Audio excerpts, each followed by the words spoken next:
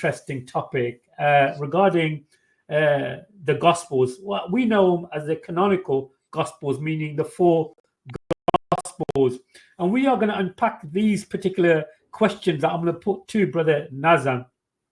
What are the Gospels? Who wrote the Gospels? And why were they written? So we're going to unpack that. So first of all, Brother Nazam, if you don't mind speaking briefly about what are the Gospels? Okay, Bismillah, walhamdulillah, wassalatu wassalamu ala rasulillah al-kareem. Thank you for inviting me as always. Glad to be on here and be in your company, and also salam to all the viewers. Sister, always hope as always, most welcome, and to brother Akil and to others that are watching. Yeah, so in terms of the Gospels, commonly, when we say Gospels nowadays, it refers to a piece of like literature or religious, holy writing, which is found in the Christian scriptures. But the word gospel itself, basically means the good news, and it basically refers to books that are biographies of Jesus. So they tell us something about Jesus's birth, where he was born, and they also tell us about his ministry, whether it was for 1 or 3 years or a little bit over that.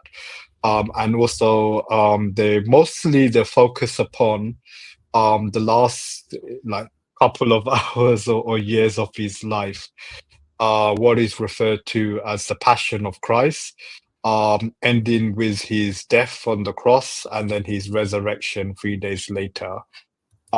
So sometimes they're also referred to as passion accounts with long introductions. And when Christians refer to them as the Passion of Jesus, they're referring to like Jesus's desire to basically be crucified, to pay for the sins of mankind, or to pay for the sins of those people who believe in him, depending on which New Testament you read. And so they're basically passion accounts, but with long introductions. And what scholars basically say is like, I'm thinking of Graham Stanton because he sent me a lecture by Bart Ehrman, and he said slightly different from from what I read from Graham Stanton, and didn't I had some questions that some points that Bart Ehrman made, but be that the case, so they are ancient biographies, as Bart Ehrman makes mention, but they're not like simply biographical literature where they're just simply giving us information about the life of Jesus, like you would expect from a biography. But the writers, they're also selecting stories about Jesus purposely, also to make profound points about Jesus, to make religious points, as well as they're also apologetic accounts as well. In that, like, you have like the first gospel being written and some questions arise, and so the other gospels that were written after, they kind of try to address these questions that arise, like from the resurrection accounts, and also like you also have like stories like where Jesus may be represented in one gospel as having limitations, human limitations, and so the other gospel writers choose to not record that story in their own gospels. That is because probably because they didn't want Jesus to be weak or limited in power. So they just simply choose not to record it. Whereas if you're just writing a barefaced biography, you would record you would record the information regardless of whether it agrees with your own biases or not. So they're not just simply ancient biographies. but they're also like religious theological treatises. And this is the point that was made by a British scholar by the name of Graham Stanton. I think the book was called Jesus and the Gospels. And he basically says the Gospels, they basically take two types of genre that existed. One is where you have like religious writings, holy writings. But the second is you also have like ancient biographies written about historical figures.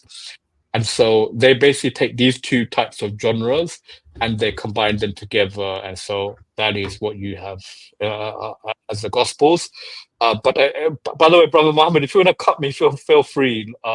If I'm winding on or if you've got any more questions, feel free to interrupt me.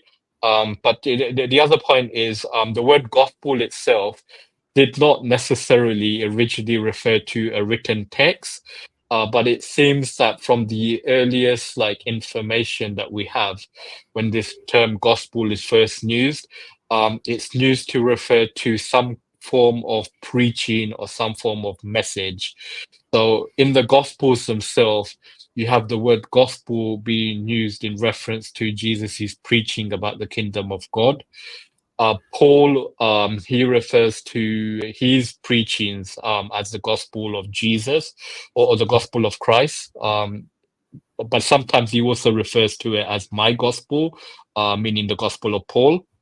But then later on, the word gospel also then comes to be referred to writings, and then these writings will also be viewed as being sacred and holy, and then be part of like a larger religious canon, which today we refer to as the Holy Bible.